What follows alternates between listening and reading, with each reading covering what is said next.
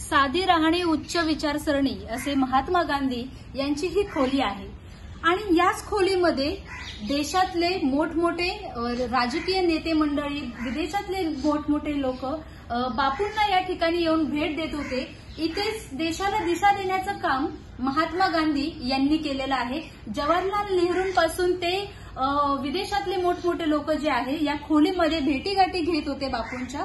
आणि नेमकी ही खोली कशी आहे तुम्हाला मी दाखवणार आहे. सर्वात प्रथम हा खोलीचा एंट्रन्स आहे, हा दरवाजा आहे.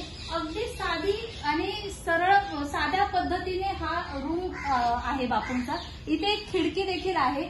इथे बसण्याचं एक छोटंसं ठिकाण आहे आणि जर तुम्ही वरती पाहिलं तर यावरती अगदी साध्या पद्धतीने म्हणजे जे गावाकडे आपल्याकडे कौलं असतात त्या पद्धतीने याची हे आहे, लाकडांचं बांधकाम आहे.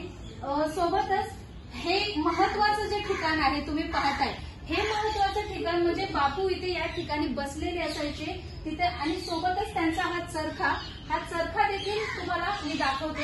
या चरख्यावर बसून त्यांनी वस्त्र उद्योगाला चालना तर दिलीच, पण मेडिटेशन म्हणजे काय असतं, आपण सत्याच्या मार्गावर नेमकं कसं जायचं, अहिंसेचा मार्ग कसा स्वीकारायचा, हे या खोलीमधून आपल्याला झाल्याचं पाहायला मिळते.